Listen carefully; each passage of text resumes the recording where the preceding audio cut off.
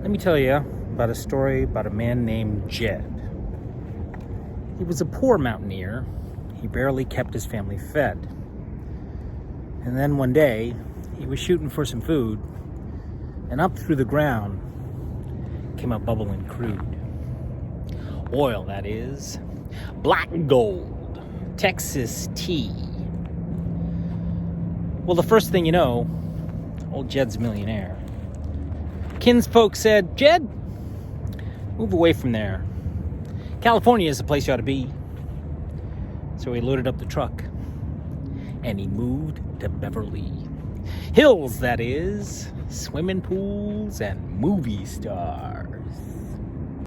That there is the Ballad of Jed Clampett, or as it is more commonly known, the intro to the Beverly Hillbillies. Howdy. That story has that bit of an intro has a bit of a twist in today's story. Right about the middle of that ballad, I go one way and the story goes another. So let me back up just a little bit.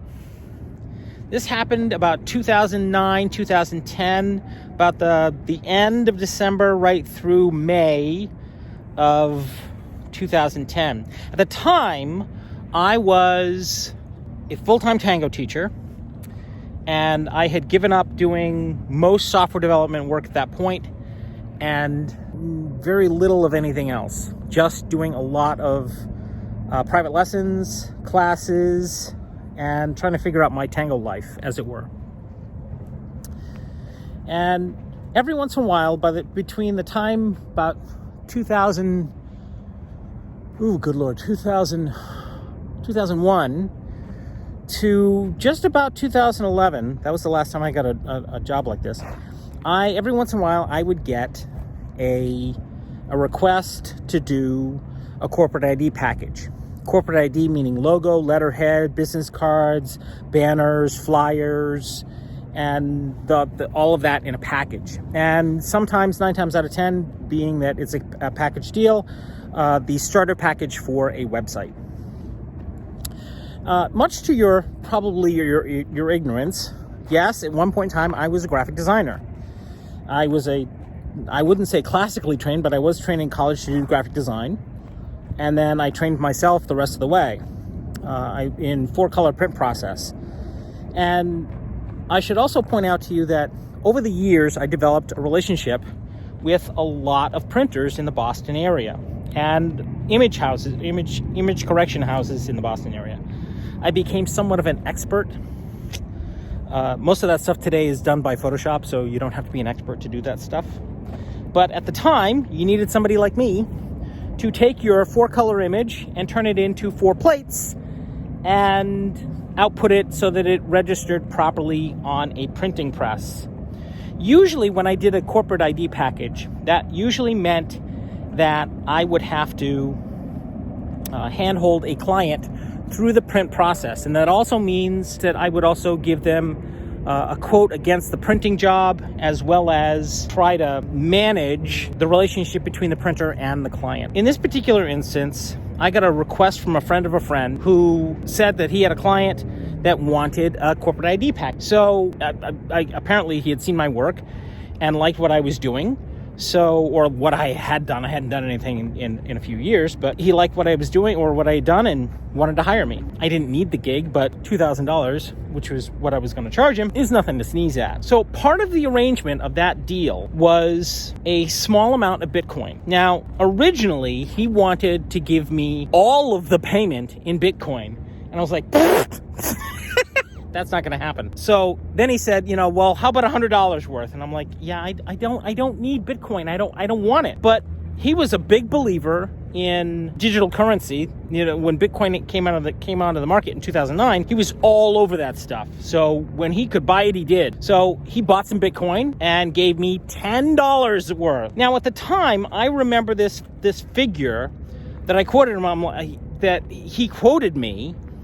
And I said, well, how much is it worth? And he quoted me this figure that I'm going to quote at you. I was recently challenged on this, that could not be true. But I'm quoting you what I was quoted. And the figure that I was given was 0.000000093. What I remember is not 93, but 87. And to be honest with you, I forgot all about it. So a few months later, I finished his job. He was a happy customer. This video is sponsored by me. I need to sell these guys. These are my iPads, and I desperately need to sell them like nobody's business. This is the 2018, and this is the 2021 M1 iPad. It has 16 gigabytes of RAM and a terabyte of memory. Trust me, this is a speed demon, and so is this, by the way. This is a dream come true. This thing sometimes outperforms this guy. And you can get this guy for $1,000 less than this guy. I'm just saying, just throwing it out there. So if you are in need of an iPad, by the time you see this, links are down below in the description, and you'd be helping me out immensely because Mr. Miles desperately needs some cheddar, some cha-ching. Know what I'm saying? So hook a brother up, buy one of these guys, and I will ship it right to you. Thanks a bunch for shopping. Thanks a bunch for watching. And now, back to the video. I should point out to you, I had contacted the printer because I called up the printer. He's an old friend of mine. And I said to him, dude, can you take something off the top for me? And he says, all right, I'll do that. But when he comes back for the print job, tell him I'm going to charge him full price. And I put this in the quote. So I basically passed along that 25% discount to the client and didn't take anything off the top just to make it a little bit more attractive. So he basically just bought the contract, and I was like, cool beans. The end of the contract happens. I deliver everything. The client is a happy customer. I take him to the print shop. We go over the color registration. We go over the color steps. We go and I walk him through the process. He's a happy customer. About 3 or 4 months goes by, and he comes back to me and he says to me, I need a print job done. I need a resupply. And I'm like, so I just want to remind you that the price that I gave you for the print job was 25% off because I asked the printer to do me a favor. But when you go back to him, he's going to charge you full price. And sure, he called the printer, and sure enough, the printer, said full price, and he comes back to me and he's all pissed off and bent out of shape that I didn't go the extra mile for him and get him another 25% discount. And he's so pissed off and bent out of shape that he basically, severs ties with me. And I'm like, all right, well, whatever. So 6 or 7 years goes by, and I'm not even thinking about this anymore. It's so far, in the distant past as far as I'm concerned. I'm in Germany. I'm hanging out with my then fiance, and I'm thinking about marriage plans. I'm thinking about other things that have nothing to do with graphic design. And out of the corner of my eye, I see that Bitcoin is trading close to $10,000 a coin. And I'm like, wait a second, don't I own Bitcoin? I remember this guy, he gave me like $10 worth of Bitcoin. It was part of the deal. And I remember the email and the wallet address, and he paid, and it was in the final payment. So I'm like, okay, so where is that? So I go looking for it, and I can't find it. I must have cleaned it off my hard drive because I was so pissed off. But I can't find the damn thing. So I start pulling up archives of everything. I start pulling up hard drives everywhere. Can't find it. So you're thinking to yourself, Miles, just call the client and, enforce the contract. He said he was going to give you $10 of Bitcoin. He did, just have him send you the email. Did that several times. Never responded. He finally responds with, I think you know where this is going. Fuck you. Now, I could go and enforce the contract, but honestly, it's kind of it was more like a handshake, because what the contract actually says is $2,000 in cash. It doesn't say anything. I've just looked at it.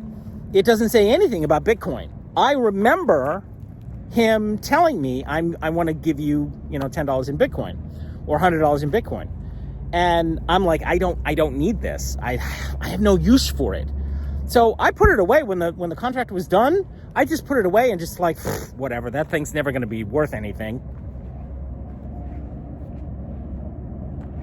Yeah, not so much with that idea. I do not have that $10 worth of Bitcoin, because if I did, I certainly wouldn't be here. So the upshot of this is that at one point in time, I was a rich motherfucker. And I'm still a rich motherfucker. If I ever find that Bitcoin address, if I ever find that wallet, I am going to be a rich motherfucker. However, I have scoured hard drives, backups of hard drives, archives of emails, and I can't find the damn thing. Because if I did, I wouldn't be here. And to be honest with you, to be perfectly blunt with you, even if I found it, even if I cashed it in, there is no way in hell that I'd ever be able to spend all that money. I mean, I'd be happy with, $1 million and I'd be fucking thrilled. But there's no way in hell that I'd ever be able to spend all of that money, because we're talking about billions of dollars. Billions. At the very least, billions of dollars. Jesus. Anyways, that is my Bitcoin story. Hope you kiddies enjoyed the story. I embellished a little bit here and there, but that's the thrust of the story. That at one point in time, I did a job. I was paid in cash, and as a bonus, I got some Bitcoin, and I lost a Bitcoin address. So I no longer have said Bitcoin. And when it went north of $10,000 a share or $10,000 a coin, I was a very unhappy camper. Trust me. I was a very unhappy camper. I'm like, holy Jesus. Because I remember it was in the millions. Wow. You want to see something cool? Look at this. Hot air balloons. Is that the coolest thing since sliced bread or what?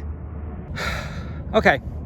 So what's on my agenda for the rest of today and tomorrow? Basically, I'm going to stay here in Indio for another day or two and rework the scripts for chapter 2 of Amelia's stories.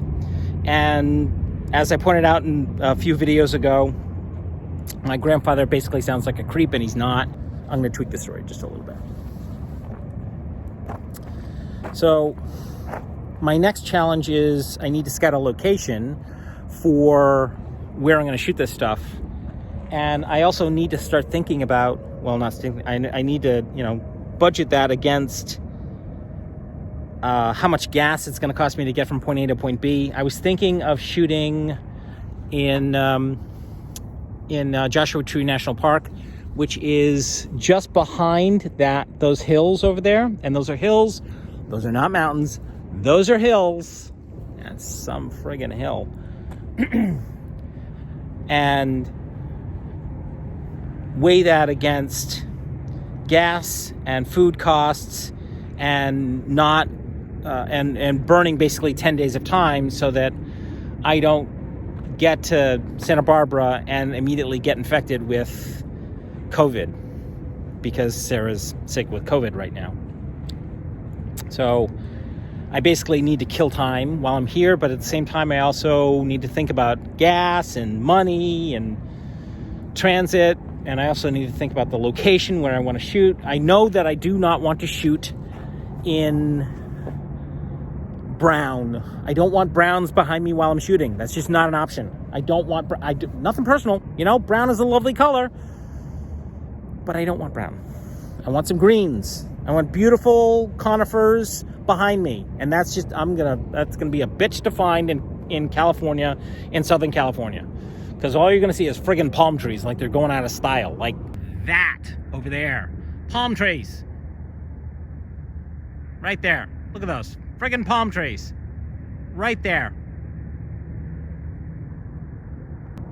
Oi, palm trees.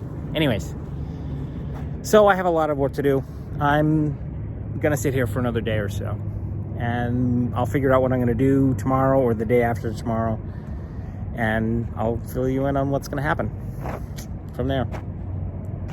I know, kind of sort of a silly update, but there you go. Wow, that is so cool. That is really cool. The balloons. Alrighty, kiddies. Thank you very much for your time, your patience, and your patronage, and I look forward to seeing you somewhere along somebody's road, somewhere, somehow, some way. Have yourselves a great day. See you in the next one. Bye.